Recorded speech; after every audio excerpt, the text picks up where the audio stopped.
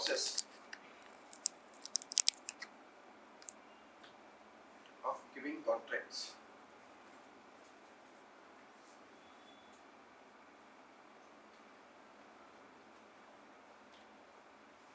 Any person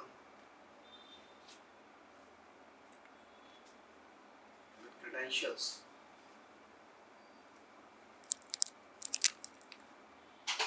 can submit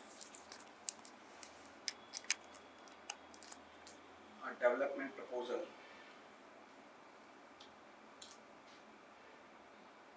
to the government. Proposal will be made online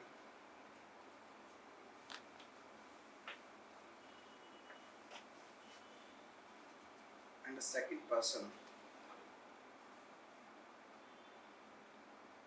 can give suggestions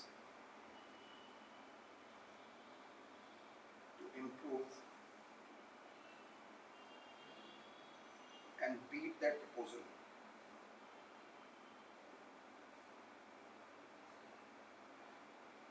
An expert committee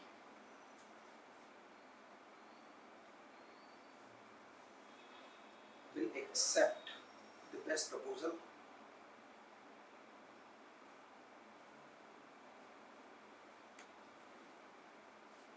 and the original proposer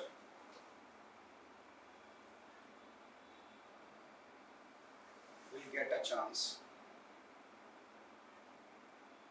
to accept it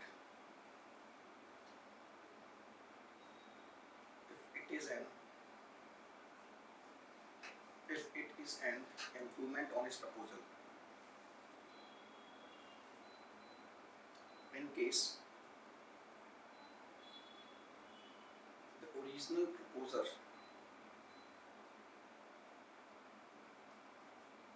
is not able to match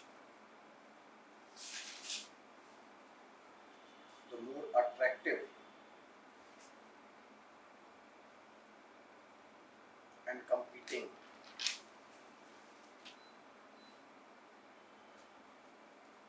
counter proposal,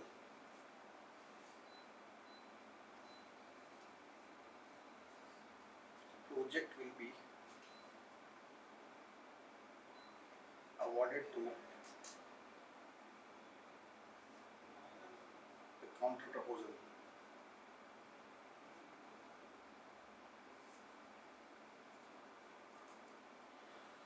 next line से लिखिए, this method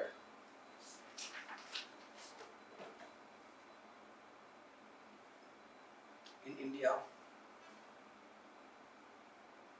has been used by various states like Karnataka, Andhra, Punjab, Gujarat for road and housing projects.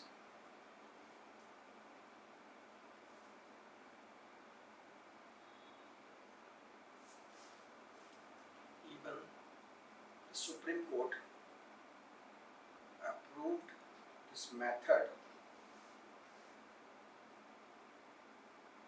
in its 2009 judgment.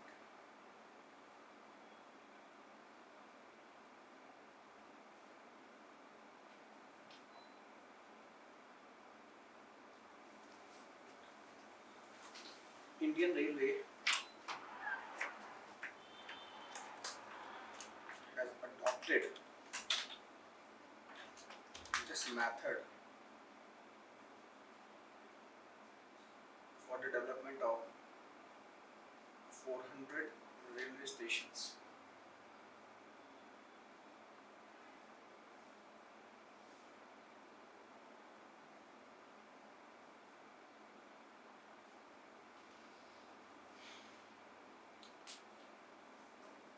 Obvious advantages of this methodology is that it cuts rate tapism and shortens timelines. It promotes enterprise by rewarding the private sector for its ideas.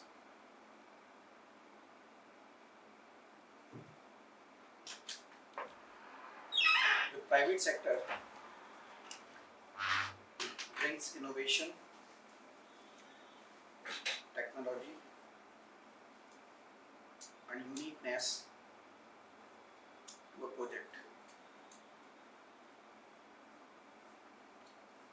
Stop.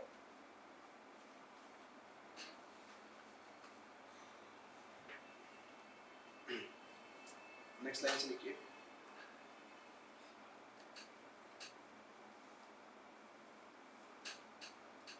But this method has inherent risks.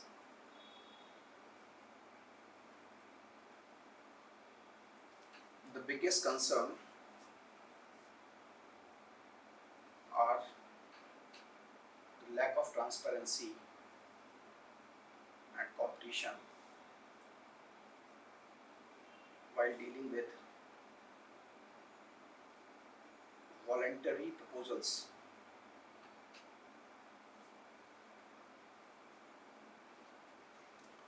This methodology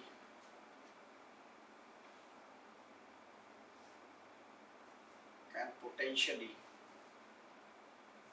foster crony capitalism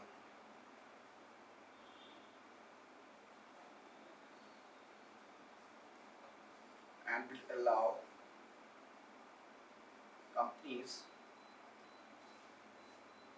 employ dubious means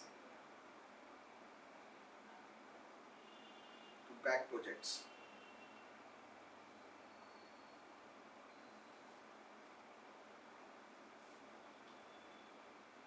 So dubious means To back projects.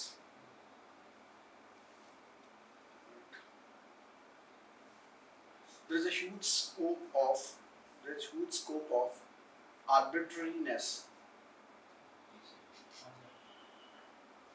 There is huge scope of बड़ा humid सा हो रहा है ना. या तो उसको खोलिए. There is huge scope of arbitrariness while considering the technical issues.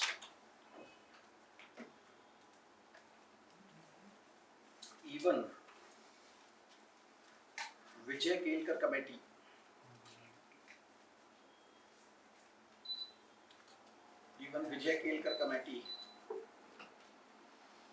has warned. हाँ कर दो. थोड़ा गर्मी से बोलिए.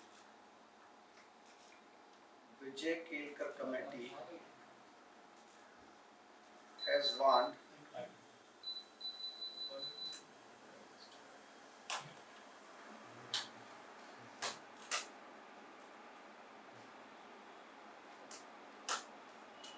Vijay Kelkar committee has warned the hidden dangers, huge scope of arbitrariness while dealing with the technical issues. Vijay Kelkar committee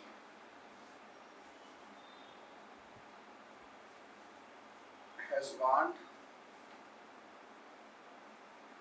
of the hidden dangers of this method.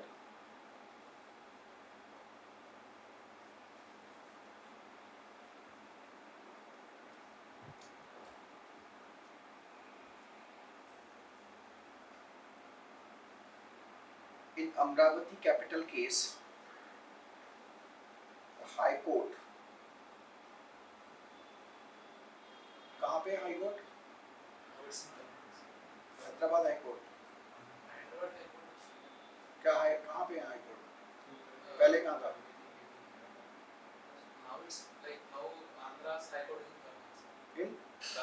कंडूरी, इससे पहले कहा था हैदराबाद में। तो कुछ नहीं, आप हाई कोर्ट ही लिखो, वैसे हैदराबाद हाई कोर्ट ने दिया था वो जजमेंट। तो high court stage on the Andhra Pradesh government decision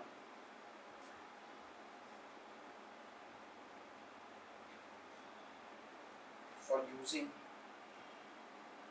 this method for developing Amravati as a capital.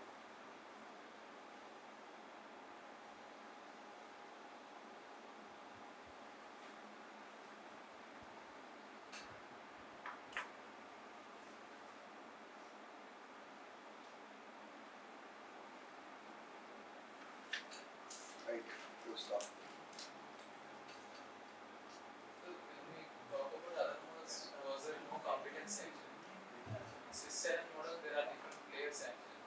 जी हाँ, वही वो पहले लिखा है ना कि आपको competition is many you are promoting crony capitalism through this, क्योंकि आप जो पहला जो बंदा है उसका बेसिस क्या है? It is there is competency present in this model actually. Switzerland model, somewhat competency is present actually. Like नहीं, competency in the sense that you are coming up with an innovative idea. yeah, Because if you are, for example, you are talking about railway station, what we have seen in the previous 70 years, right? There is वो अभी भी उसी ढर्रे पे चल रहा है। अभी क्या हुआ? देखिए effectively क्या idea है इसके पीछे कि you, for example, you are saying that this is railway station. Government is not putting a single penny in it. ठीक है? You are coming with the idea that I will do this and that, and finally you are saying that I will put money in your pocket. आपका infrastructure improve हुआ, आपके पास पैसा भी आ रहा है, ठीक है, लोगों की जेब से पैसा जा रहा है स्टार्टिंग में, ठीक है, लेकिन who is coming to the railway station? जिसके पास में पैसा नहीं वो जाएगा।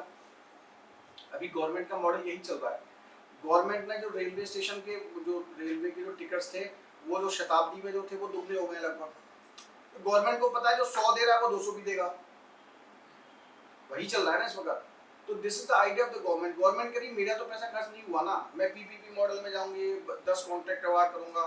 गवर्नमेंट नॉर्मली क्या होगा, टेंडरिंग करेगी, ये करेगी, बिडिंग करेगी, इसमें क्या है, कोई चक्कर ही नहीं है। You came with an idea this and that, वो कहीं भी जाके वो लगा देंगे ऑनलाइन, कौन देख रहा है उन्हें, ठीक है। जब कोई क्वेश्चन आएगा सीबीसी का, मैंने तो ऑनलाइन किया था, कितने लोगों को पता है कि 400 स्टेशन रेलवे स्टेशन डेवलप हो गए पीपीपी में। रेलवे रेड फोर्ट का जब ये अभी हुआ, ये जितना भी, तब जाके लोगों के समझ में आया कि तो बिरला को ऑलरेडी दिया जा चुका है, इट्स कंट्रोल्ड बाय बिरलास, राइट। तो तभी वो बोल रहे थे कि आप लोगों ने तो पहले ही प्राइवेट को बेच दिया है, तो अभी प्रॉपर्टी है ही नहीं सरकारी। Are you getting my point? The idea is, इस चैलेंज मॉडल का सबसे बड़ा फायदा ये है कि आपकी कोई चीज बेकार पड़ी थी, रेलवे स्टेशन मैंने बताया ना, रेलवे से बेकार पड़ा है, वो 17 साल से हमने तो ऐसे ही देखा है, ठीक है। Now you came with an idea that I can put money in your pocket. सरकार को आपने बोला, बोले कैसे करोगे, बोले don't worry, this is the plan. Government को प्लान समझ में आ गया, भाई आपका ब्यूटिफिकेशन हो रहा है, ठीक है, आपका लोगों को भी सुविधाएं मिल रही है, लोगों को पानी अच्छा पानी मिल रहा है, एस्थेटिक सेंस बढ़ रहा है, उसकी वैल्यू लाइफ भी बढ़ रही है, जब आप उसमें इंफ्रास्ट्रक्चर बढ़ाएंगे तो लाइफ बढ़ेगी। गवर्नमेंट ने कहा मैं पैसा नहीं दे रहा, बस यही है सबसे बड़ी कंडीशन। तो बोला ठीक है, डोंट वरी, पैसा मैं कमा लूंगा, जो फीस मैं लगाऊंगा आप उसको दे दो। तो उसने बोला कि ठीक है, मैं प्लेटफॉर्म फीस, वो तो खैर रेलवे को ही जाएगा, लेकिन उसमें से कुछ हिस्सा हो सकता है उसको आ रहा हो, जो जितना भी वेंडर होगा उससे वो ज्यादा पैसा लेगा, प्लेटफॉर्म का वो चार्ज करेगा, बोले वो सब मेरे को करने दो, right. So this is the idea, government का कोई नुकसान नहीं है इसमें। तो this is the innovative idea. और वो ग्राफिटी यूज कर रहा है वॉल पे, ठीक है, इनोवेटिव आइडिया है। वो सोच रहा है, वो बोला कि मैं तो कुछ यहाँ की लोकल चीज से पार्ट बनाऊंगा। इफ यू सी अभी जैसे हैदराबाद एयरपोर्ट से आप आ रहे हैं, ठीक है, खैर एयरपोर्ट तो ज़्यादा यहाँ तो खैर वैसे भी ऑलरेडी इन्वेस्टमेंट रहते हैं, बट अभी recently I was at Delhi airport ना, काफ़ी टाइम के बाद, अगर 2-2.5 साल के बाद मैं एयरपोर्ट, तो पता पूरा स्पेस कवर हो चुका है। पहले जो खाली स्पेस थे ना वो सारे कवर्ड है, कुछ ना कुछ बना दिया उन्होंने, ठीक है। तो नुकसान तो है ही नहीं ना, कमाई हो रही है, बट ये इनोवेटिव आइडिया है। अब आपने कहा कि चिंता मत करो, मैं इसका भी पैसा दूंगा आपको, सरकार को पैसा मिल रहा है भाई, और अच्छा का अच्छा लग रहा है। अभी आप हैदराबाद में भी है एयरपोर्ट में, सारा मतलब बाहर निकलोगे पूरा भरा हुआ है वो, ठीक है। तो पहले क्या था, वो खाली था। तो यार लोगों को खर्च करने का मन कर रहा है ना, तो इसलिए कर रहे हैं लोग खर्च। आप उनसे जाके जबरदस्ती तो बोल नहीं रहे कि भाई जाके ये आपको खरीदना है। That means you are promoting the culture of consumerism. सरकार को तो फायदा है, सरकार का देखो, सरकार का हर तरीके से फायदा है। रेलवे स्टेशन डेवलप हो गया, आप वहां गए, आपने कुछ परचेज किया, सरकार का तो जीएसटी हो गया, सिंपल सिंपल, ठीक है। तो सरकार की तो चारों तरफ से कमाई है, ठीक है। तो ये स्विच चैलेंज मॉडल भी वही है। Just the government is coming up with the private sector is coming up with an innovative idea, that's it. So this sort of like competency was is it also present in other models also? एक competency जैसे क्या है ना, बाकी सब में जो क्या होता है ना, जैसे हाइब्रिड एनओटी मॉडल वगैरह है, उसमें जो बेसिक डिजाइन बेसिकली आता है ना, वो पूरा एक प्रोसेस। ये वाला मॉडल है ना, स्विच चैलेंज मॉडल, ये I don't think that it is applicable to something this highway and sort of thing, क्योंकि वो चीज़ क्या है ना, उसमें एक अलग तरीके की प्लानिंग है। उसमें आप उसको बताओगे कि for example if you are planning for the highway, ठीक है, उसमें आपको यही नहीं पता कि लैंड एक्विजिशन कैसे होगा, इधर से भी जा सकता है। इसमें क्या है, एक चीज़ पड़ी हुई है आपकी आइडल, वो आइडल चीज़ पड़ी हुई है, उसके लिए आपने बोला कि इसको आपको इम्प्रूव अपन करना है, ठीक है। It's not, I don't think that it is applicable for highways and such capital projects. HAM is most preferred right now. HAM is most applicable to these projects, highway projects, right, and it is prevalent right now. ये लिख लीजिए, NIP लिख लीजिए, एक एक दो दो line में इन सबको निपटा लीजिए। लिखिए NIP, national investment pipeline, infrastructure pipeline, national infrastructure pipeline, NIP।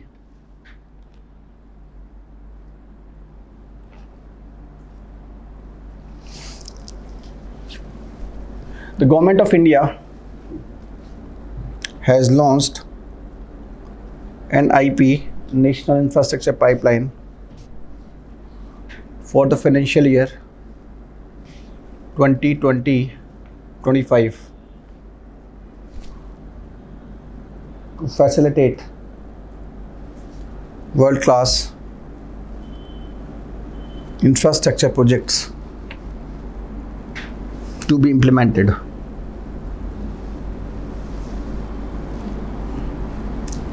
It will be jointly funded by the central government, state government, and the private sector in the ratio of 39-40-21 respectively.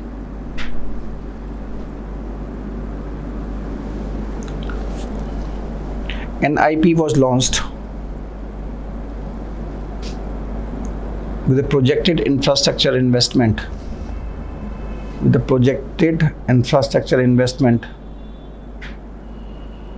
of $1.5 trillion.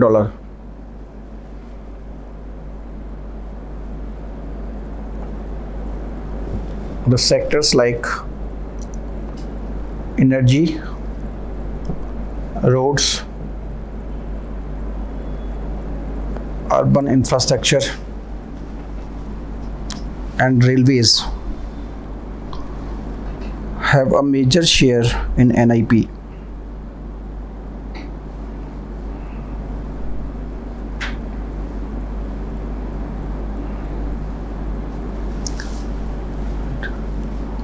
It is in the ये series में है descending, maximum is going to power, then roads, right, then to urban and then to railways, right. इसको ऐसे कर लीजिएगा।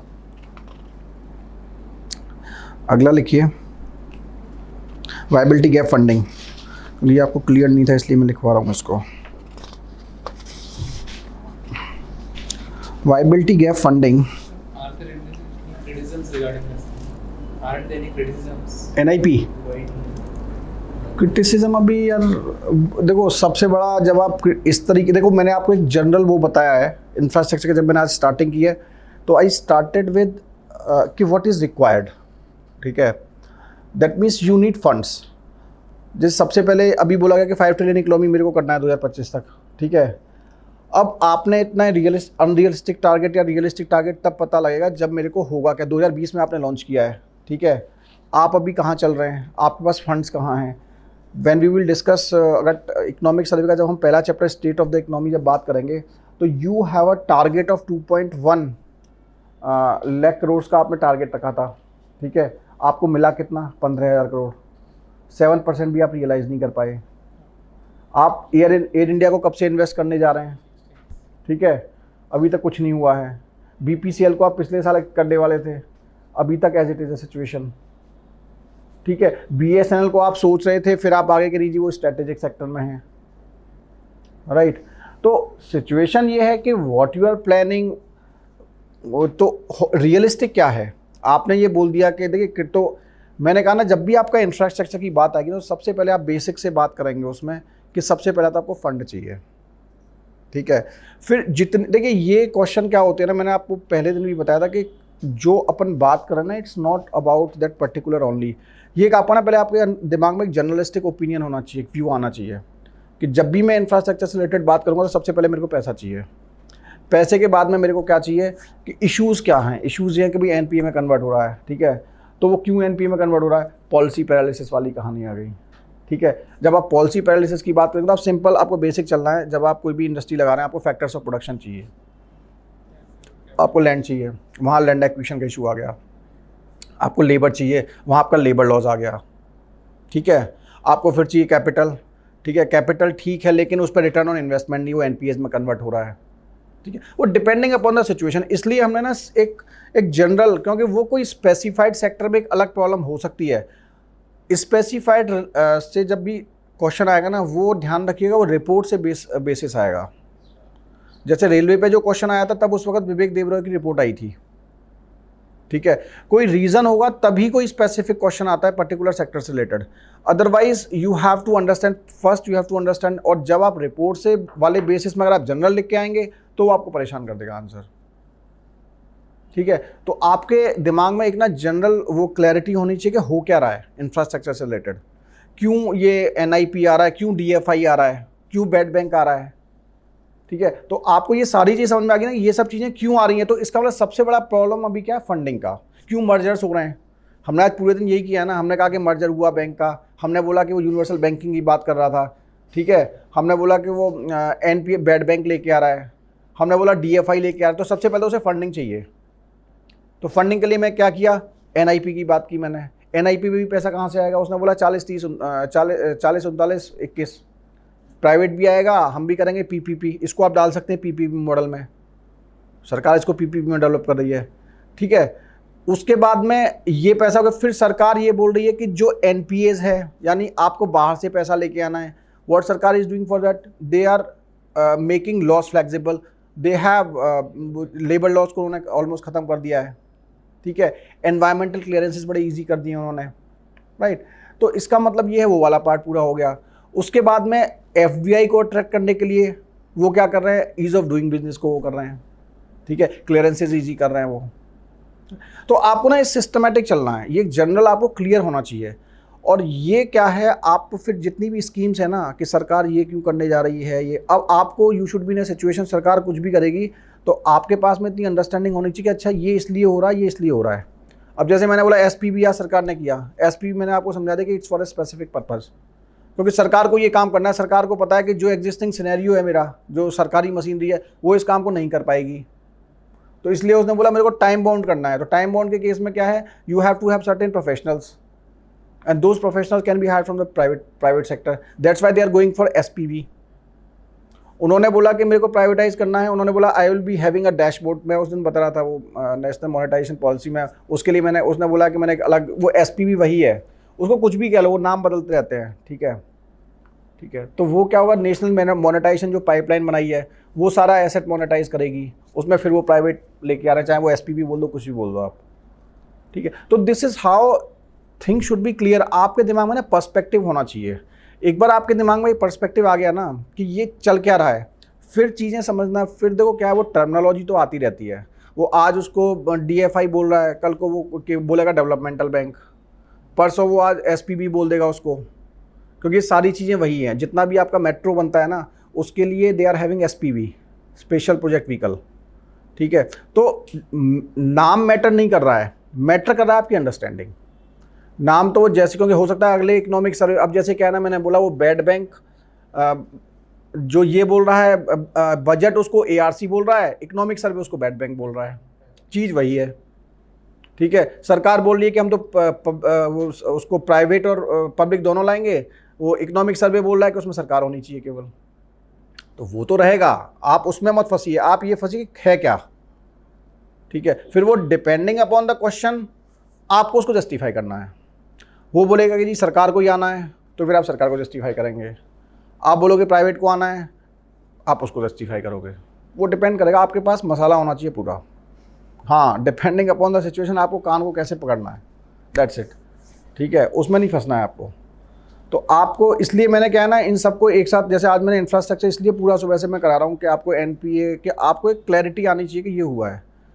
जब मैं कल आपको एग्रीकल्चर आज स्टार्ट करूँगा तो पहले मैं आपको ये समझाऊंगा एग्रीकल्चर है क्या चक्कर, आपको एक कॉम्प्रहेंसिव समझ में आना चाहिए आपको स्टार्ट कहाँ से करना है, ठीक है। वो आप पीस मील अप्रोच में जाएंगे ना कि एग्रीकल्चर का मैंने आपको उठा के ही बता दूंगा कि ये स्कीम आई है, ये स्कीम आई है, वो उसको कोई मज़ा नहीं आता, वो अपना रट के जाओगे वहाँ, सब कंफ्यूज हो जाओगे। आप बेसिक से चलो कि सिस्टमेटिक समझो कि है क्या इंफ्रास्ट्रक्चर, आपको पता होना चाहिए आज के बाद इंफ्रास्ट्रक्चर में क्या इश्यूज़ हैं, ठीक है। तो उससे डील, जब आपको इश्यूज़ पता होंगे तो आप डील भी कर लोगे। फिर जितनी भी गवर्नमेंट की स्कीम्स आ रही हैं उन्हें आपको, जैसे मैंने कल आपको जब मैं उसकी बात कर रहा था, we are talking about this employability and all those things, simple सा कॉन्सेप्ट है। आपको जब 5 ट्रिलियन की इकोनॉमी की बात करो उसको भी आप वहाँ डाल सकते हो। भाई स्कोप कहाँ पे है, जैसे अगर सिंपल सी बात है, आप बात करोगे 5 ट्रिलियन इकोनॉमी मेरे को करना है, ठीक है, तो आप जहाँ स्कोप है उसी को तो प्रमोट करोगे, ठीक है। वो होता है ना मार्जिनल यूटिलिटी कॉस्ट, एक टर्म पढ़ा होगा आपने, मार्जिनल यूटिलिटी। जैसे एक होता है ना कि किसी चीज़ में कितना स्कोप है ग्रोथ का, तो जैसे आप होता है कि अगर आप 2 लोग हंग्री हैं, ठीक है, तो अगर किसी बंदे को मैंने एक ने खाना खाया हुआ है, एक ने खाना नहीं खाया हुआ है, तो जिसने, if I have given food to the person who has already taken the food and I have given food to the person who had not taken the food, तो उसका जो आधा किलो का जो सबसे ज़्यादा फायदा होगा उसको होगा जिस बंदे ने खाना नहीं खाया है, राइट, क्योंकि उसका स्कोप है बढ़ने का, right. But the person who is already, मतलब उसने खाया हुआ है, तो उसको क्या पता, उसको पूछोगे आप टेस्टी था, उसको तो कोई फ़र्क ही नहीं पड़ रहा है, ठीक है, लेकिन वो बंदा जो है उसको फ़र्क पड़ेगा। तो वही हाल इकोनॉमी के साथ में है कि आप यहाँ स्कोप ही स्कोप है, ठीक है। तो 5 ट्रिलियन इकोनॉमी में आप कैसे बात करोगे, आप स्टार्ट करोगे और अल्टीमेटली देखो, फिर मैंने कहा बेसिक पे जाओ आप, या इकोनॉमी में जब आप बात करें तो सेक्टर्स की ही बात करोगे आप, कोई और चीज़ नहीं है इकोनॉमी में। आप जब बात करोगे 5 ट्रिलियन, तो आप अच्छा होगा कि आप स्टार्टिंग से चलो, कि सबसे पहले आप प्राइमरी सेक्टर की बात करोगे, एग्जामिनर को भी समझ में आएगा हाँ नहीं बेसिक क्लियर है उसको, ठीक है। अब आप एग्रीकल्चर की बात करो तो वहाँ आप ये पता होना चाहिए कि भाई प्रॉब्लम क्या है यहाँ पे, तो जहाँ आपको प्रॉब्लम पता है तो वहीं आपका सोल्यूशन आ जाएगा। आप बोलेंगे साहब 2% ग्रोथ भी हम अब 3.7 हुआ है, लेकिन हम लोग स्ट्रगल कर रहे थे, कैपिटल फॉर्मेशन नहीं है, ठीक है, वो हम आगे और भी चीज़ें पढ़ेंगे।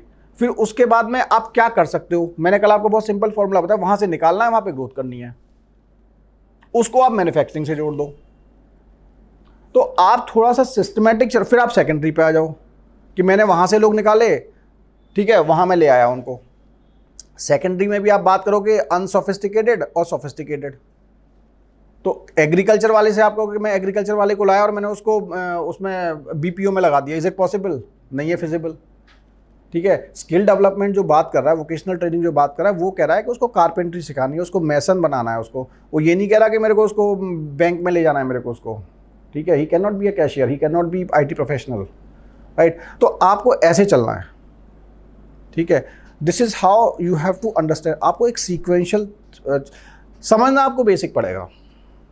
मैं again and again I am telling you कि वो बड़ी बड़ी चीज़ों को ना आप स्टार्टिंग से लेके चलिए तो फ़ायदे में रहेंगे। अगर आप सोचेंगे ना स्टार्टिंग से कि वो मैं अभी बजट पढ़ लूँ और मैं इकोनॉमिक सर्वे पढ़ लूँ, वो नहीं हो पाएगा। आप उसको पढ़िए, NIP को आप समझिए इंफ्रास्ट्रक्चर के साथ में, तो आपकी समझ में आए। आप अलग से पढ़ने जाएंगे ना NIP पता नहीं क्या है, आप इसका वायबिलिटी गैप फंडिंग स्टार्टिंग में पढ़ना स्टार्ट कर देंगे ना, तो आप कहेंगे आधा घंटा इसमें पहले पढ़ेंगे, समझ में नहीं आएगा, और आप इसके थ्रू समझेंगे कि BOT चल रहा था, फिर कहाँ प्रॉब्लम आई, कौन सा सक्सेसफुल था, कौन सा नहीं, देन यू विल सी यार इसमें एक तरीका ये भी हो सकता था कि गवर्नमेंट अगर इसमें वायबिलिटी गैप फंडिंग कर देती, यहाँ पे आपको ऑटोमेटिकली समझ में आ रहा है वो, वहाँ आप, तो that's why I am saying कि थोड़ा ना चीज़ों को सिस्टमेटिकली पढ़िए। एक जैसे आप एक दिन बैठो, उस दिन कुछ नहीं करना है आपको, ये समझना है 2 घंटे के लिए that I have to understand what is happening in the infrastructure part, investment part. पूरा दिन आपको आधा 4 घंटे इंफ्रास्ट्रक्चर के लिए बैठना है। जो आपको समझ में आ रहा है आप पॉइंट्स जॉट आउट करो, ठीक है। फिर देखो कि आपने जो पढ़ा है वो उसके साथ कितना कोरिलेशन हो रहा है। आप ब्रेनस्टॉर्मिंग आपको करनी पड़ेगी। This is how things can be controlled, specially economy, क्योंकि इकोनॉमी थोड़ा सा है, अगर आपने नहीं समझा है तो वो परेशान करेगा आपको, ठीक है। तो बैठना तो पड़ेगा आपको, राइट। और पढ़िए सिस्टमेटिकली। आप ये मत करिए कि नहीं आज मैंने ये पढ़ लिया और आज मैंने इकोनॉमिक सर्वे पढ़ लिया, कल मैं बजट पढ़ लूँगा और परसों में, और आपने जो बेसिक है वो आपने कहा ये तो पता है मेरे को, पता कुछ भी नहीं होता, राइट। आप पहले बेसिक्स पढ़िए, उस पर फिर ऐड ऑन करिए। मैं अगेन एंड अगेन वही बोलता हूँ, जो मैंने आपको नोट्स का अपना फंडा बताया, आप उनको मेकअप करिए तभी फ़ायदा है। अदरवाइज़ वो आप आगे पढ़ने के चक्कर में वो पीछे की चीज़ें ना छोड़ते आते हैं, that is not desirable.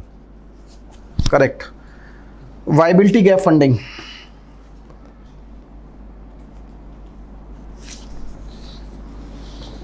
viability gap funding supports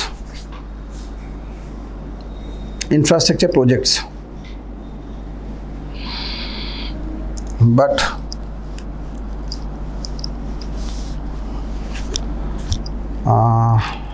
नहीं, infrastructure projects which are socio-economically justified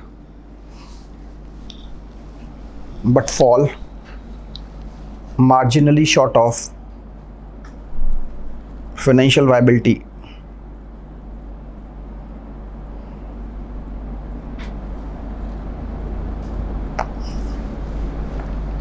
In this case, the government ensures that the project remains viable to the private player, in the sense that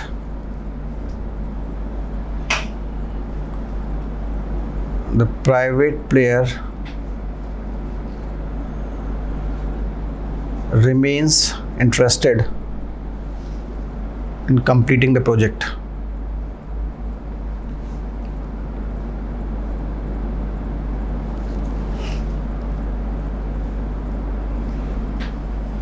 Under this the government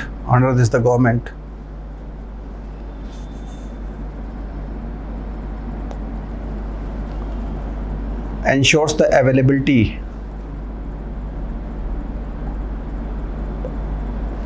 of defined percentage of funds, bracket में लिखिए 20 to 40%,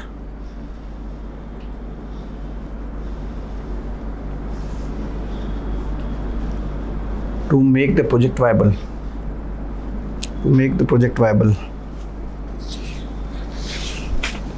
full stop। ठीक है, एक चीज़ और लिख लीजिए, वो नहीं रही जाएगी,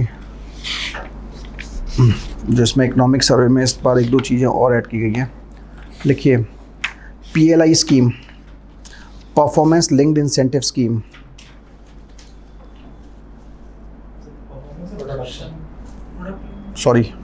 प्रोडक्शन PLI स्कीम। एक्चुअली कुछ चीज़ें क्या है ना, P से परफॉर्मेंस, प्रोडक्शन, वहाँ इंफ्रास्ट्रक्चर, इन्वेस्टमेंट, इतना कन्फ्यूजन हो जाता है। मतलब वो प्रोडक्शन लिंक्ड इंसेंटिव स्कीम।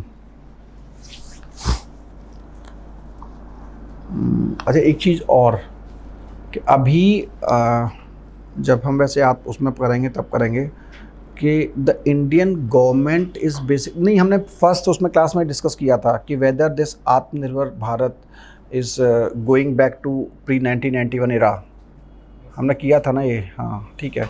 तो इसमें एक चीज़ और ध्यान रखनी है कि आपको the government is now promoting the export led growth, उस रास्ते पे ये लोग आ रहे हैं, ठीक है। तो आप जब भी अपना आंसर लिखेंगे उसमें ये चीज़ का भी ध्यान रखेंगे that they are moving towards that, they are consumption तो है ही, पर उससे ज़्यादा ना they are promoting the export led growth. तो जितना भी इनका जो आ रहा है अभी आत्मनिर्भर पैकेज या फिर जितना भी ये लोकल को प्रायोरिटी दे रहे हैं, the objective is to promote export led growth.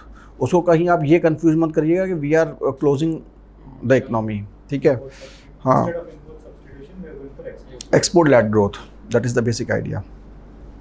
लिखिए इसको, क्या लिखा है? हाँ लिखिए, इसमें लिखिए द आत्मनिर्भर Bharat has brought manufacturing at center stage and has emphasized its significance in driving India's growth and creating jobs.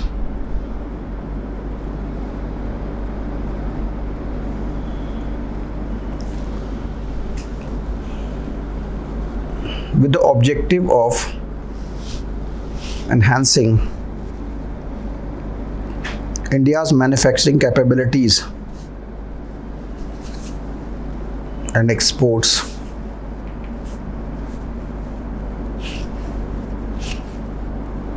the GOI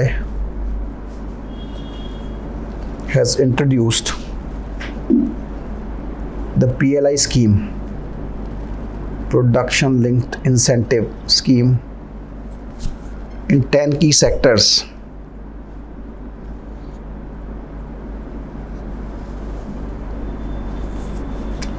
of the manufacturing sector. PLI schemes too. PLI schemes in 10 key sectors in manufacturing. It will make Indian manufacturers globally competitive,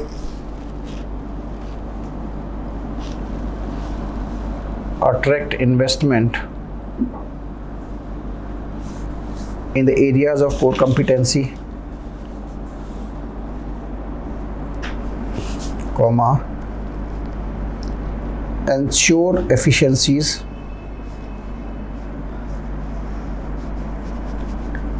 comma, create economies of scale and enhance exports.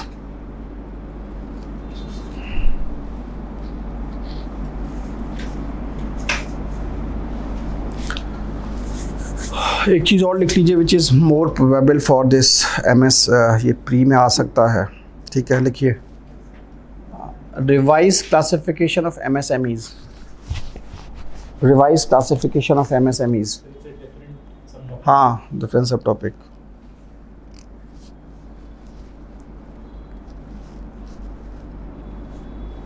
The government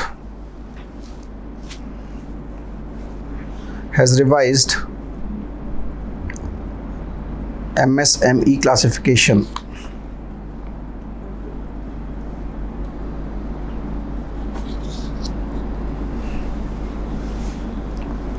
लिखिए, for the first time the government has included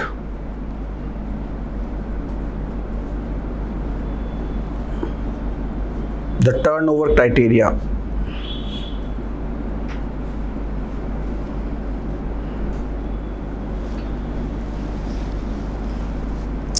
full stop.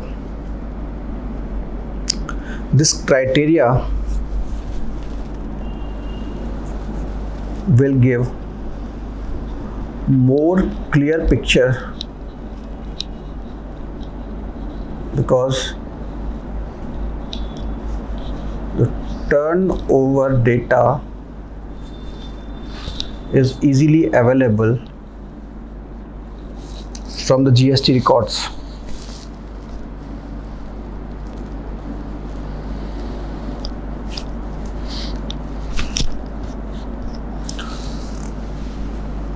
The increased limits of investment in the revised criteria will promote economies of scale and efficiency of MSMEs. Full stop.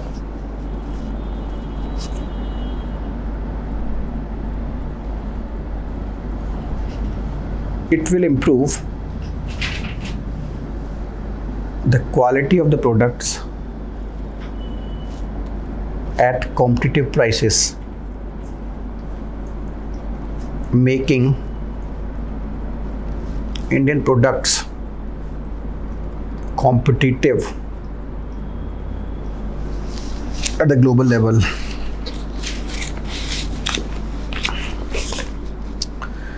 इसमें लिखिए criteria for micro investment less than 1 crore. ये ना pre में आ सकता है, ऐसे कुछ ऊटपटांग question दे देती है UPSC. Investment less than 1 crore and turnover less than 5 crores.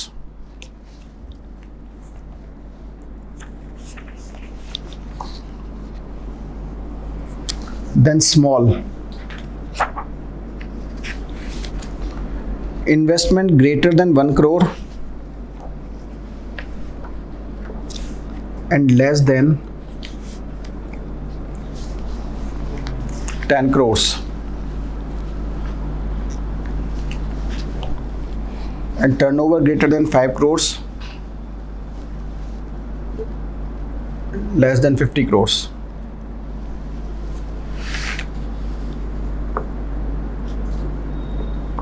And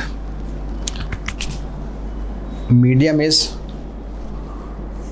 investment between 10 to 20 crores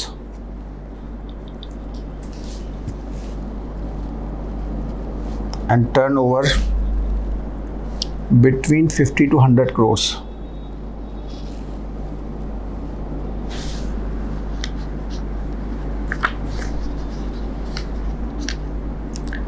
Right.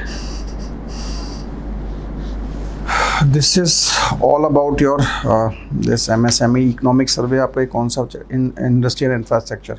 कुछ इश्यूज हम ना रेलवे के डिस्कस करेंगे अभी, ठीक है। रेलवे और कुछ टर्म्स आपका ये जो शिपिंग का टर्न अराउंड टाइम वगैरह। एग्रीकल्चर कर लेंगे, एग्रीकल्चर नहीं अभी स्टार्ट कर लेंगे, बेसिक थोड़ा सा स्टार्ट कर देंगे, राइट। सी रेलवे का जो अभी है, it's not only about railway but जितना भी आपका infrastructure railway plus this telecom, even जैसे BSN प्रोजेक्ट्स वगैरह हैं, इनमें देखिए प्रॉब्लम क्या है। The problem is not with the assets.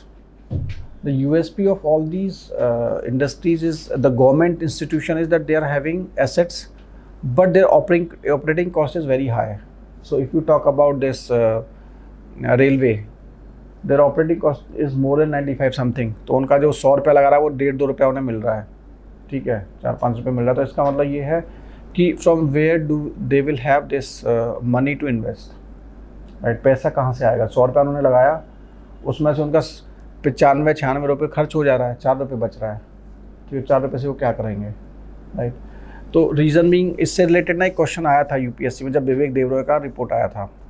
तो विवेक देवरॉय कमेटी का रिपोर्ट जो था, they were basically telling you about the corporatization, इसका उन्होंने बोला था। दूसरा वो बोलते थे कि भाई एक अथॉरिटी होनी चाहिए which will be taking care of this freights वगैरह डिसाइड करने के लिए होना चाहिए। तो यूपीएससी में क्वेश्चन आया था कि उन्होंने स्टार्ट किया था the regulatory mechanism in power sector, क्योंकि पावर में डिस्कॉम्स मोस्टली प्राइवेट हो गया है, ठीक है। It is not under the control of this, मतलब वो बोलता है कि सब्सिडी वाले रिजीम से निकलना है उसको, राइट। तो उन्होंने तब बोला था कि whether such type of agency, regulatory agency is required in railway और नॉट, ठीक है। इस टाइप का क्वेश्चन आया था। क्या चीज़? सी डिस्कॉम्स कुछ जगह अधिकतर प्राइवेटाइज्ड हैं, ठीक है। तो अगर आप सिटीज़ में देखेंगे ना, वहाँ पे प्राइवेटाइज है ऑलरेडी। इवन आप ये देखेंगे ना, यही सबसे बड़ा प्रॉब्लम है कि जो आपका ये है ना, ये जो होता है फ्लैट सिस्टम यहाँ पे है, सेक्टर जो है, मतलब I don't know about Hyderabad but in UP it's already private, it's corporate, right. और वो धीमे धीमे ना प्राइवेटाइज हो गया है। जो बड़ा बड़ा सिटीज़ है वहाँ पे वो प्राइवेटाइज है, already they are privatise. If you talk about Delhi, they are already privatise. Tatas are there, right, in Delhi Tatas are there. ये टाटा जो अनिल अंबानी वाला ग्रुप है, दे आर देयर, ठीक नहीं, टाटा और ये Reliance, Tata and Reliance are there.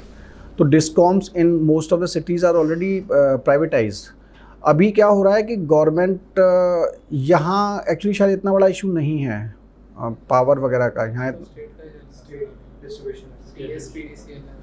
Completely. Completely state distribution. Here in Andhra, Telangana. तो यहाँ पे बिल देते हैं लोग, फार्मर्स वगैरह सब बिल देते हैं। Various, yes. अच्छा, हमारे यहाँ एक्चुअली कहानी, मैं वही बोल रहा हूँ ना, हमारे यहाँ बिल्कुल उल्टी कहानी है। हमारे यहाँ देर इज़ इशू ऑफ, इसमें जो अभी जो फार्म बिल था, इसमें जो डिमांड्स थी, उसमें एक डिमांड ये थी, the states are planning to remove the subsidy, ठीक है।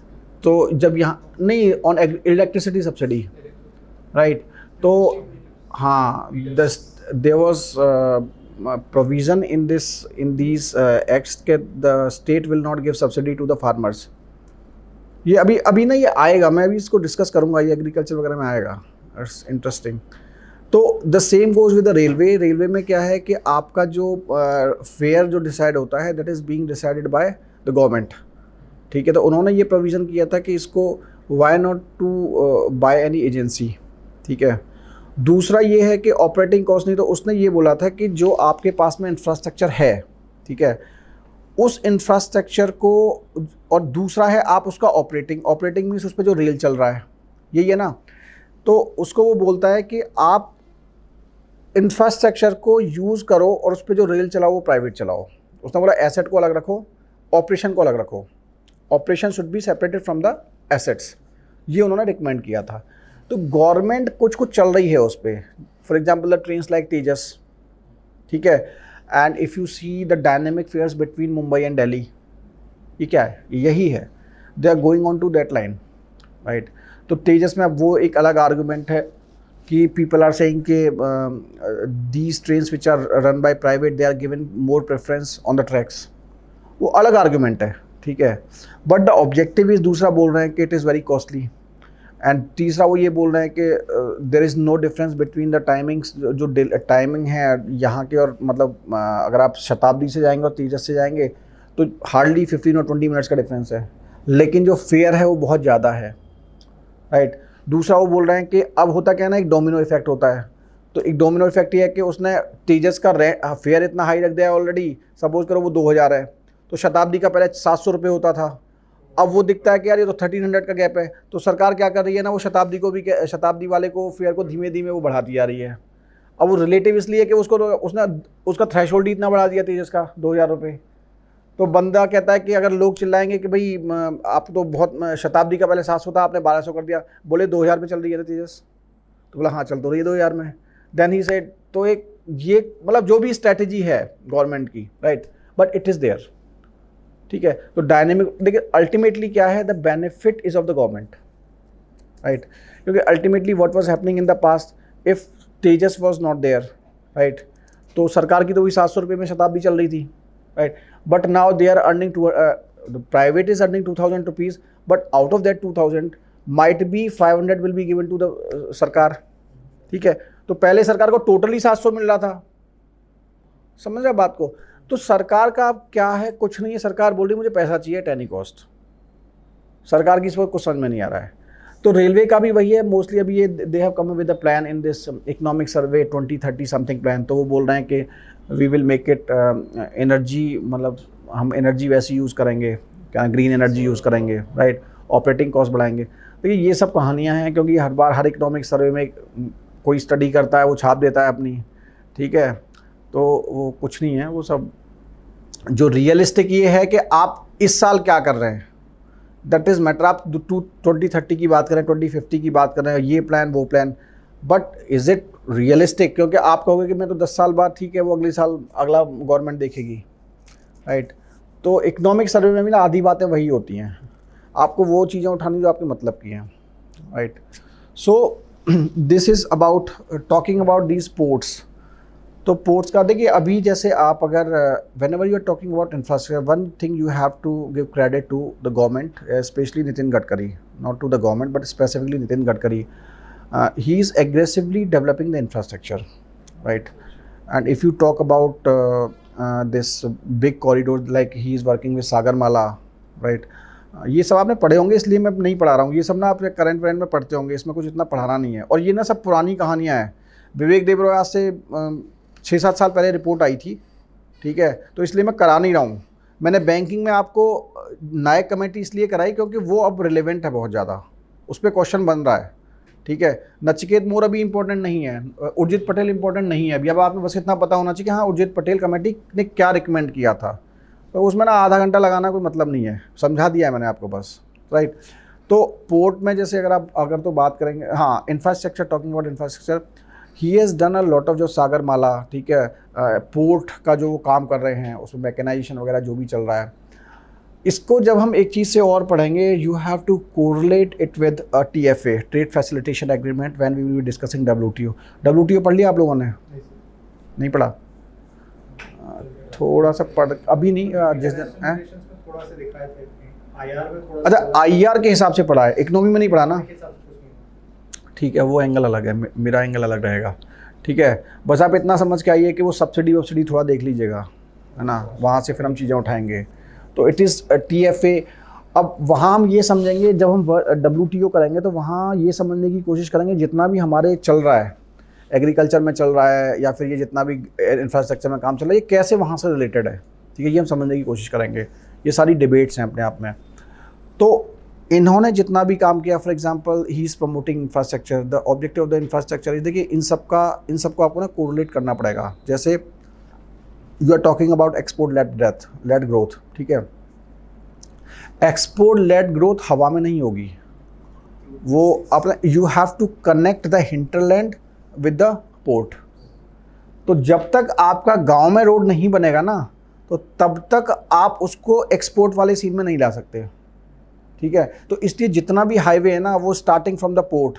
तो सबसे पहले आप स्टार्ट करेंगे पोर्ट से. आपको सबसे पहले पोर्ट का इंफ्रास्ट्रक्चर डेवलप करना पड़ेगा. आपके यहाँ पोर्ट में अभी भी सारा काम मैकेनिकल हो रहा है, ठीक है. वहाँ अभी भी इंस्पेक्टर है, वो पूरा कागज़ देख रहा है आपके, कोई भी कंप्यूटराइजेशन नहीं है आपका वहाँ पे. दूसरा, your ships are first going to country like Singapore, वहाँ से छोटी छोटी शिप्स में आ रही हैं चीज़ें. यू आर नॉट हैविंग, जो आपका पोर्ट्स है वो इतना मतलब छोटा है कि पहले आपका मशीन वो ये श्रीलंका जा रही है, then it is coming through small ships, right. दूसरा, आपका टर्न अराउंड टाइम इतना है, यानी कि जब आपके इस पे पोर्ट पे कोई भी आया, जहाज़ आया और उसका फिर उसने उस पे से सामान उतारा और तब मतलब वो कितना टाइम लगा उसमें, it is one of the highest in the world, right. So these are the issues. And secondly, जो आपका मतलब infrastructure development is very poor. तो इसको आप टोटलिटी में रख के देखेंगे. When you are planning for export led growth, that means you have to connect the port to the village, ठीक है. तो विलेज में क्या है, फिर आप विलेज को ऐसे कनेक्ट करेंगे. अब ये जो जितना भी एग्रीकल्चर लॉज है ना, ये भी उसी सीरीज़ में है सारा, हम डिस्कस करेंगे इसको, right. So this is almost all about. एक दो चीज़ें और बचेंगी जो जैसे आएंगी मैं बताऊंगा. कमिंग टू एग्रीकल्चर स्टार्ट कर देते हैं आज, ठीक है. एग्रीकल्चर स्टार्ट कर देते हैं. यही बचा था इसमें, currency convertibility.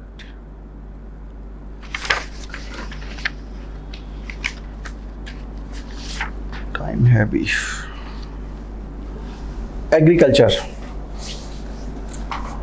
what are the factors which affects agriculture?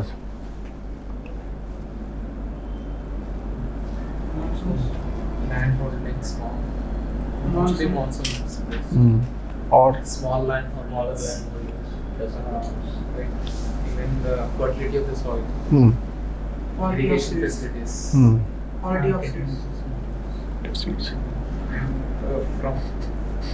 From reducing from the farms to the, like taking from the farms to the market, transportation problem, and also marketing credit for the farming. देखिए, इसको हम broadly we will try to divide into 2 parts. institutional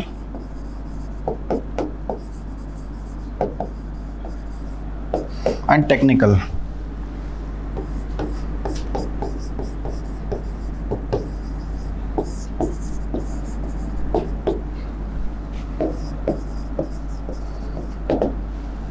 right, तो सबसे पहले when you will see the syllabus of economy, तो उसमें सबसे पहले आता है लैंड रिफॉर्म्स। यही आता है ना। तो basically institutional factors affecting the agriculture are there about that land holdings. Land holdings means जो आप बोल रहे हैं ना, जो मैंने कल जो माल्थस का रूल बताया था कि लैंड वो छोटा होता जा रहा है, right.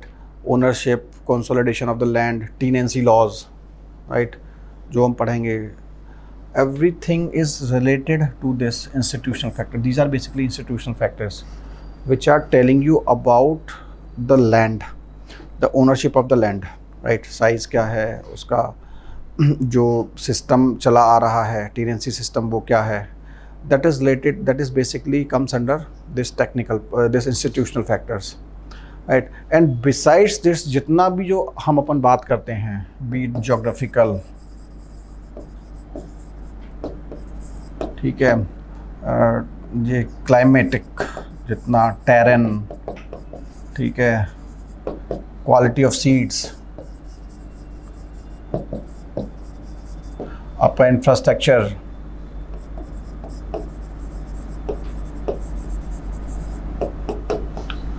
all these factors comes under this technical part, technical factors affecting the agriculture, right। तो जब हम इंस्टीट्यूशन की बात करते हैं, institutional factors,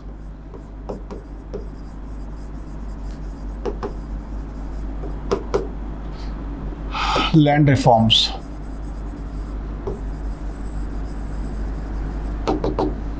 land reforms are basically, सबसे पहले आपको ये पता होना चाहिए कि it comes under institutional factors, right.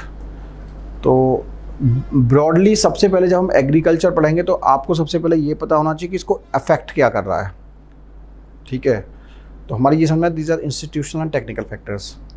फिर आपके पास ना कम से कम 20-25 की लिस्ट है, हो जाएगी ये 20-25, तो कम से कम 15-20 आपको फैक्टर्स होंगे, those will be affecting this agriculture productivity, right.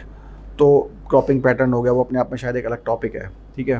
तो जब भी आप उससे रिलेटेड आंसर लिखेंगे एग्रीकल्चर से, तो एक कॉम्प्रिहेंसिव आंसर होगा, आपके पास 20 पॉइंट्स होंगे जिसके बारे में आप बात कर सकते हैं, 15 से 20 पॉइंट होंगे, आपको दिमाग पर जोर नहीं डालना पड़ेगा, rather than going here and there, ठीक है।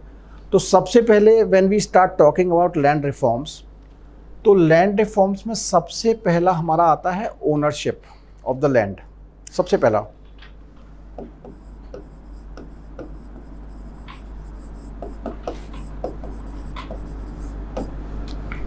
ownership of the land means that who owns the land, right?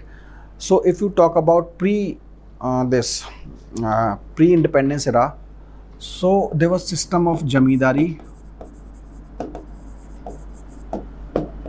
और क्या था, और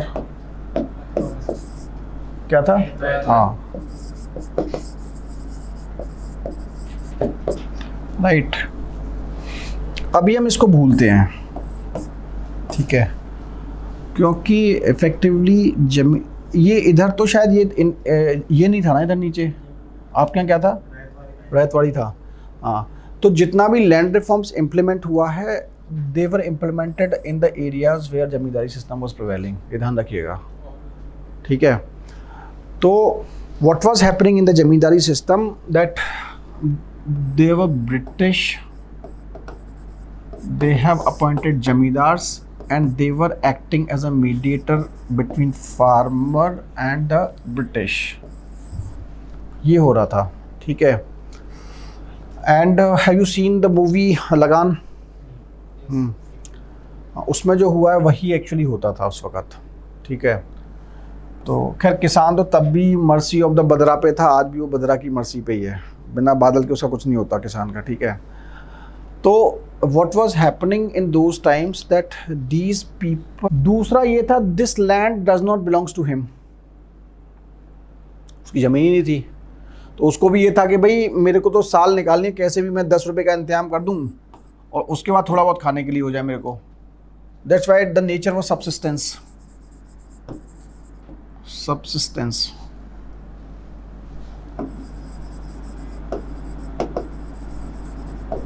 What is subsistence agriculture? जितना बना उतना. हाँ, बस अपना काम चलाने के लिए, हाँ, सस्टेन, खाना है बस, दैट्स इट. ठीक है, वो बेचने बाचने के लिए कुछ नहीं है. थोड़ा बहुत हो जाए अच्छा है, पर वो उसके लिए नहीं है, right. So the only focus was subsistence agriculture, right? No agricultural productivity was there. Both sides, जमींदार को इंटरेस्ट नहीं था, फार्मर को भी इंटरेस्ट नहीं था, राइट. फिर क्या हुआ कि एक सबसे बड़ा इशू ये था कि if there is no lagaan given by the farmer, then zamindar was coming to, उसके आते थे, वो मूवी थी ना, और शोले में वो आते हैं उसके ठाकुर के बंदे, ठीक है, या तो आराम से दो, ठीक है, नहीं तो हम आपका वो सब घोड़ा गाड़ी खींच के ले जाएंगे, ठीक है. It was happening in those times, ठीक है. Then sarkar came in the form of Jai and Veeru, right, and they said that कि भाई नहीं, अब बहुत हो गया, and we will take care of these people. And then came जो अमेंडमेंट 1 जो आया, ठीक है, वो सब आपने पढ़ा होगा, 9th शेड्यूल, अमेंडमेंट 1, वो सब चीज़ें आई. फिर उसमें ये हुआ कि दे केम अप विद दिस. सबसे पहले तो फंडामेंटल राइट टू प्रॉपर्टी था, ठीक है, तो उसका अमेंडमेंट हुआ. फिर उसके बाद में वो कौन से शंकर वंकर, वो सारे जो केसेस थे वो आपने पढ़े होंगे सब, हाँ, शंकरी प्रसाद, ठीक है. तो फाइनली जो ये पूरी कहानी चलती है, फिर वो केशवानंद भारती में आके ख़त्म होती है, ठीक है. शंकरी प्रसाद के बाद में वो सारे लोग कोर्ट पहुँचे, छोटे छोटे कोर्टों में, फिर वो पंजाब होते हुए फिर वो सुप्रीम कोर्ट में कहानी गई, ठीक है, वो फंडामेंटल राइट टू प्रॉपर्टी वाली सारी कहानी हुई. तो फिर गवर्नमेंट ने क्या किया, गवर्नमेंट ने शेड्यूल 9 लेके आई गवर्नमेंट, ठीक है. तो फिर गवर्नमेंट ने इन सब को क्या किया कि भाई ज़मींदारी हम ख़त्म कर रहे हैं, दैट्स इट, ठीक है. कोई राइट टू प्रॉपर्टी नहीं है, हमने शेड्यूल 9 में डाल दिया है, अब कोई राइट टू प्रॉपर्टी नहीं है. तो इन्होंने उसको लैंड को इनकी सबको कर लिया कॉन्फिस्केट, और इन्होंने कुछ रूल फॉलो किए, और कुछ लूप होल्स भी थे उसमें, ठीक है. तो रूल इन्होंने ये फॉलो किया कि जो आपका टीनेंट्स है, टीनेंट भी 2 तरीके के होते हैं, एक सुपीरियर, एक इंफीरियर. तो सुपीरियर टीनेंट तो वो होता है कि the टीनेंट who is having a legal understanding with you, कागज़ पे उसने लिया हुआ है कि आपको मैंने ज़मीन दी 5 साल के लिए, आप मेरी ज़मीन कर रहे हैं. ज़मींदार से उसने कागज़ पे कहीं लिखा रखा था, ठीक है. तो कुछ के साथ में हो सकता है, बड़े जो होते होंगे लोग, उनके साथ में वो लिखवा के रखते होंगे. दूसरा इंफीरियर टीनेंट होता था, बेचारा गरीब, ठीक है, वो बस, हाँ, वो वो करे जा रहा है काम, ठीक है. तो इन्होंने क्या किया, जब सपोज करिए जमींदार was owning 500 acres of land, ये होता था 500, हमारी तरफ बड़ा कॉमन था ये. इवन 100 एकड़ ज़मीन तो लोगों के पास अब तक रही है, 100-200 एकड़ ज़मीन अब तक रही हैं. तो इवन पता है बिहार का सबसे बड़ा प्रॉब्लम यही है. बिहार में 0-1 का गैप, इसलिए वहाँ ना राय होते हैं. 1 कास्ट इज भूमिहर्स, राइट, भूमिहार्स. दोस्त जो पहले जितना भी था ना, ये वाई लालू वॉज सक्सेसफुल, ये इनके बीच में जो चला है ना अब, वो यही चला है कि उन्होंने पहले these people were controlling the land. तो these people came, so called Lalu and all these people, they came as a this, they were there to help these people who were ये क्या नाम है, suppressed by these people, ठीक है. तो वो एक वर्ग पूरा खड़ा हुआ, ठीक है, उनके खिलाफ. एक बहुत ही पॉपुलर बंदा था, मेरे को नाम कुछ भारती पता नहीं क्या था, ही गॉट, अभी वो उनकी एक्सपायर हुए थे वो कुछ टाइम पहले. तो he was for those people, ठीक है, वो मेरे को नाम ध्यान नहीं आ रहा है, बताऊंगा मैं कभी, ठीक है. तो इन Bihar, right, in Bihar. So this superior tenants were the people who were legally in papers were related to these zamindars, right. तो सरकार ने क्या किया, सरकार सेड दैट जो 500 एकड़ ज़मीन जो आई, इन्होंने इसको they distributed in the superior tenants. Suppose करिए 500 एकड़ ज़मीन को 5 या 2 सुपीरियर टेनेंट्स थे कर रहे थे, तो उन्होंने क्या किया, इन दोनों को 250-250 एकड़ दे दी, राइट। इन्फीरियर टेनेंट्स को उसके बाद में प्रायोरिटी दी गई। सपोज करिए 500 एकड़ ज़मीन में 4 बंदे थे, 2 ये थे और 2 इन्फीरियर थे, ठीक है। तो इन्होंने क्या किया, 200 इनको दे दी, 50-50 इनको दे दी। Priority was given to these people, ठीक है। या फिर इसके अलावा ये भी था कि सपोज करिए ये सुपीरियर टेनेंट 2 थे, इन्होंने बाकी को क्या क्या हुआ था, लेबर को रखा हुआ था, लैंडलेस लेबर को रखा हुआ था, राइट। तो जमींदार तो इन दोनों को ही जान रहा है ना, ठीक है, जमींदार तो इनको नहीं जान रहा। These were inferior tenants, ultimately काम तो ये कर रहे थे, ठीक है। तो हुआ क्या कि सरकार ने जब ये काम किया तो द इशू वाज लाइक कि ये जो 250 लैंड जो आई इन बंदों के पास में, 2 बंदों के पास में, तो पहले जमींदार था एक 500 एकड़ का, अब कितने जमींदार हो गए, 2, ठीक है। यानी एक जमींदार से 2 जमींदार पैदा हो गए अब। दिस वाज द प्रॉब्लम, ठीक है। देखो है क्या ना, इंडियन जो लोग हैं ना, हम इतने सेल्फिश हैं कि इसका जवाब नहीं है, ठीक है। हम ये चिल्लाएंगे जमींदारी है जमींदारी है, लेकिन जैसे ही जमींदारी हटी तो 250 एकड़ ज़मीन मेरे पास में आ गई। अब मैं बोलूँगा 250 एकड़ ज़मीन नहीं देनी मैंने, आप उसके खिलाफ थे, उस जमींदार के खिलाफ, because he was having 500 acres of ज़मीन। But now because you are having 250 एकड़ ऑफ ज़मीन, नाउ यू आर हैप्पी। अब आप बोलोगे कि नहीं 250 एकड़ ज़मीन तो रहनी चाहिए, ये नहीं जानी चाहिए, right. This is how things play, right. वही हुआ। तो उस वक्त जमींदार थे, फिर जो सुपीरियर टेनेंट्स थे वो नए जमींदार आ गए। कुछ जगह तो ये हुआ कि भाई, अच्छा दूसरा क्या था, ये जितना भी लॉज थे, these laws were asked by the centre, but all these laws were state laws, they have to be implemented by the states as per their state laws, right. वहाँ पे उन्हें इम्प्लीमेंट करना था। तो जब इम्प्लीमेंट करने की बारी तो सारी चीज़ें गड़बड़ा गई, ठीक है। दूसरा क्या था, इम्प्लीमेंट करेगा कौन, तहसीलदार इम्प्लीमेंट करेगा। तहसीलदार किससे कराएगा, लेखपाल से कराएगा। लेखपाल सुबह से शाम तक किसके साथ बैठा था, जमींदार के साथ में, ठीक है। तो वो उसको बताएगा कि भाई एक काम करो, इसको ना अपने परिवार के नाम, सबके नाम कर दो जल्दी, अभी हम डिले होगा, ये लॉ आने वाला है, तब तक आप इस ज़मीन को परिवार के नाम कर दो सारे अपने, ठीक है। तो पहली चीज़ तो ये थी स्टार्टिंग में, there was no limit for, मतलब ये था जमींदार से ज़मीन लेनी है, लेकिन कितनी कितनी हो सकती है उसका लिमिट नहीं था, बस ये था कि लेनी है ज़मीन जमींदार से, पहली चीज़। दूसरा ये था कि उसमें फैमिली वाला फंडा था, उसमें फैमिली का कोई कॉन्सेप्ट नहीं था। फैमिली में सपोज करिए पहले तो बड़ी फैमिलीज होती थी, सपोज करिए एक फैमिली में 20 लोग हैं, तो 500 थी, 25-25 एकड़ दे दी उसने, घर पे ही रहेगी वो ज़मीन, ठीक है। तीसरा ये था कि लेखपाल को भनक लग गई पहले, ही वॉज अवेयर कि ये होने वाला है, उसने आके बता दिया। By that time law arrive, तब तक वो ज़मीन सारी डिस्ट्रीब्यूट हो चुकी थी आपस में, राइट। फिर क्या था, इसमें कुछ लैंड को छोड़ दिया गया था, जैसे they were saying that if there is orchard on your land, then that land will not be confiscated, ठीक है। और जो पब्लिक वैसी लैंड है उसको कन्फिस्केट नहीं करोगे, सरकारी ज़मीन। तो इन्होंने क्या किया, वो दिखाने के लिए वो उसको बाग ही बना डाले, ऑर्चार्ड्स बना डाले ज़मीन पे, ठीक है। लेखपाल आया तो लेखपाल ने बोला what is this, this is orchard, बोले हाँ ये लेखपाल है। तब तो सोशल मीडिया भी नहीं था, फ़ोन भी नहीं होते थे, तो जो साहब ने लिख दिया वही फाइनल है, राइट। तो these were the issues. Secondly, it was the will power of the last person, जो लेखपाल था, जो इम्प्लीमेंटिंग अथॉरिटी था, उसमें से 100 में से हो सकता है 5-10 लोग ईमानदार होंगे, ठीक है। तो उन लोगों ने इसको थोड़ा बहुत इम्प्लीमेंट कराया, ठीक है। लेकिन इसका if you see the success of this, तो ऑपरेशन बरगा,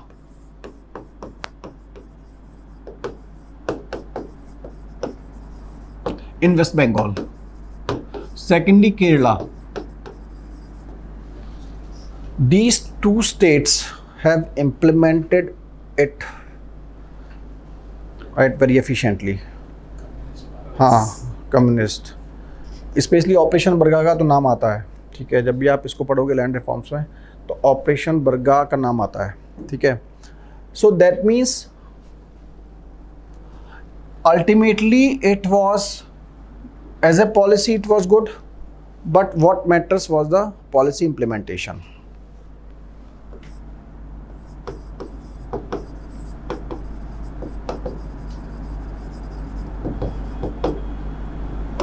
राइट। उसके बाद में फिर क्या हुआ कि आपका जो लैंड था, ठीक है, अब ये इशू आया कि आपने लैंड 250 एकड़ हो गया, ठीक है, तो अब दूसरा इशू था कि आपको गवर्नमेंट को समझ में आ गया कि नहीं भाई ये तो गड़बड़ है मामला लोगों के पास में, फिर उन्होंने उसको लिमिट किया कि how much land you can have, ठीक है, हाँ, लैंड सीलिंग वाला फिर दूसरा आया।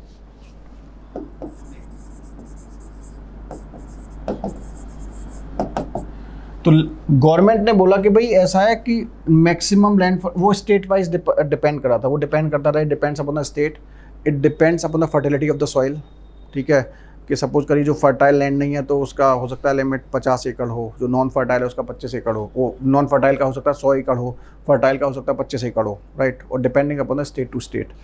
तो इसका मतलब ये था जो यहाँ पे दो सुपीरियर बने थे 250 वाले, ठीक है, now they were left with for example 50 acres,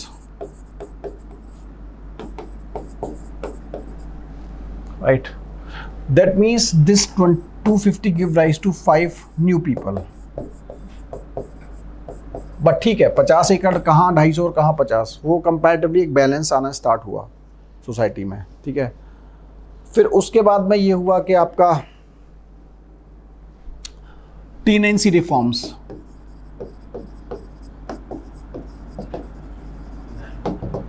tenancy reform means जैसे मैंने बताया ना, जब वो जो हम देखते हैं उस मूवी में लगान में, तो it was very much right of the जमींदार, वो आता था, वो उसका सारा सामान लेके चला जाता था, सारा सामान उसने उठा लिया, उसकी मार पिटाई कर रहा है वो, ठीक है, पुलिस को लेके आया, पुलिस का घर तोड़ के चली गई, राइट। और जो साहूकार है, मूवीज़ में जो पुरानी जो मूवीज़ हैं वहाँ यही सब होता था, specially they were very much operating the women, right.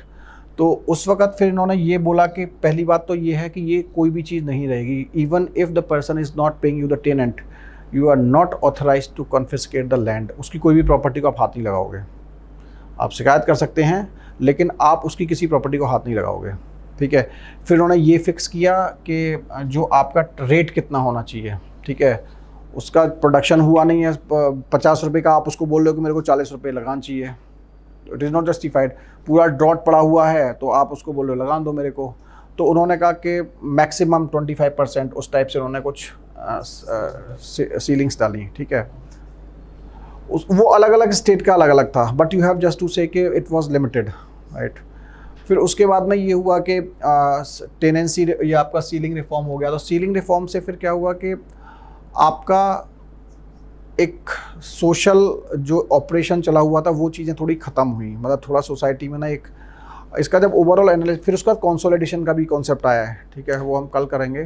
तो इस ओवरऑल अगर आप इस पूरी चीज़ों को देखेंगे तो इससे क्या है ना, फ़ायदे हुए, जैसे वो बोलता है कि a huge chunk of land was acquired by the government and it was distributed amongst the people, ऐसा हुआ था, ठीक है।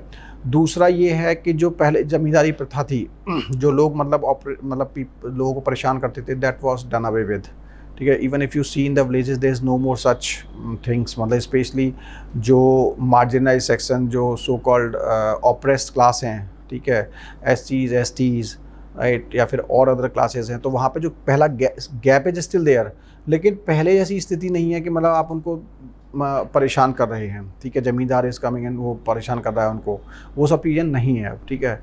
तो एक्चुअली इसका जो मेन है कि जो सोशलिस्टिक डायरेक्टिव्स थे हमारे, ठीक है,